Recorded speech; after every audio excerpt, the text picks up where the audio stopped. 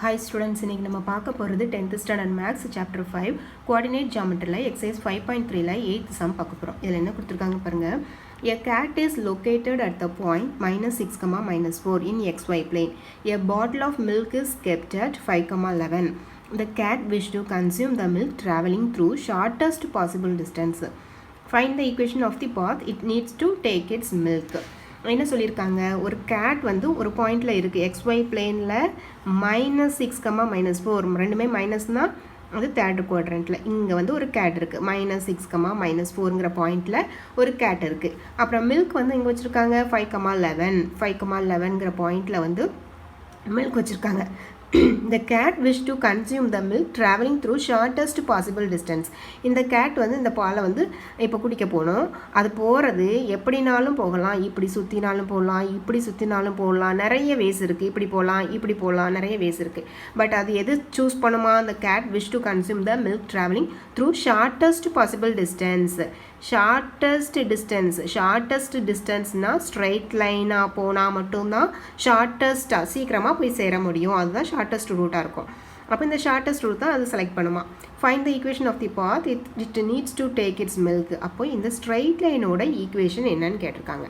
வேறு இன்னும் இந்த 2 பாயிண்ட் ஜாயின் பண்ணக்கூடிய ஸ்ட்ரைட் லைனோட ஈக்குவேஷன் என்னன்னு கேட்டிருக்காங்க. அதுக்கு தான் இவ்வளோ பெரிய ஸ்டோரியாக சொல்லியிருக்காங்க. ஓகேவா, சிம்பிள் தானே. 2 பாயிண்ட் கொடுத்துருக்காங்க, அந்த 2 பாயிண்ட்டையும் ஜாயின் பண்ணக்கூடிய லைனோட ஈக்குவேஷன் நமக்கு ஃபார்முலாவே தெரியும். ஸோ அதை யூஸ் பண்ணி ஈக்குவேஷனோட லைன் கண்டுபிடிக்க போகிறோம். இப்போ சொல்யூஷன் வாங்க.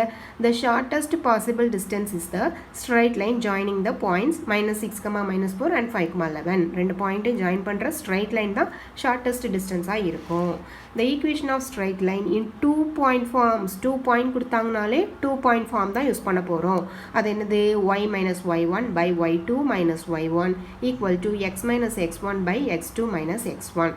இதில் ஹியர் த பாயிண்ட்ஸ் என்னெல்லாம் கொடுத்துருக்காங்க? -6, -4 அண்ட் 5, 11. இது x1 வச்சுக்கலாம், இது y1 வச்சுக்கலாம், இது x2, இது y2. ஸோ இந்த வேல்யூஸ் எல்லாம், இந்த பாயிண்ட்ஸ் எல்லாம் இதில் சப்ஸ்டிட் பண்ணிடலாமா?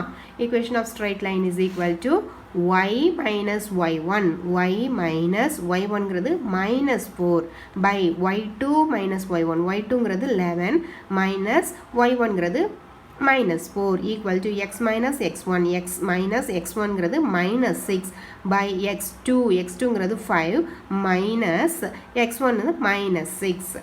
ஸோ இப்போ பாருங்கள், இந்த மைனஸும் என்ன ஆகும்? ப்ளஸ் ஆயிரும். கீழேயும் -+4, இங்கேயும் -+6, இந்த மைனஸும் சேர்ந்து +6. இப்போ y +4 by 15, 11யும் 4யும் ஆட் பண்ணால் நமக்கு என்ன கிடைக்கும்? 15 equal to x +6 by 5 + 6 is 11.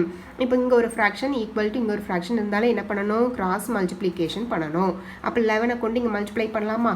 11 into y + 4 equal to 15 into x + 6. 11 கொண்டு உள்ள மல்டிப்ளை பண்ணால் 11 into y is 11y plus 11 into 4 is 44 equal to 15 into x is 15x plus 15 into 6 is 90. இப்போ right சைடில் இருக்கிற வேல்யூஸ்லாம் என்ன செய்ய போகிறோம்? லெஃப்ட் சைடுக்கு கொண்டு வர போகிறோம்.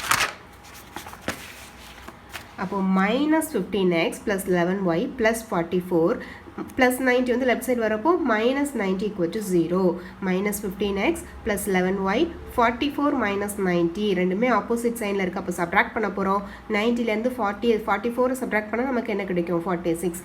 இதுதான் பெரிய நம்பர். ஸோ அதுக்குரிய சைன் -46 equal to 0.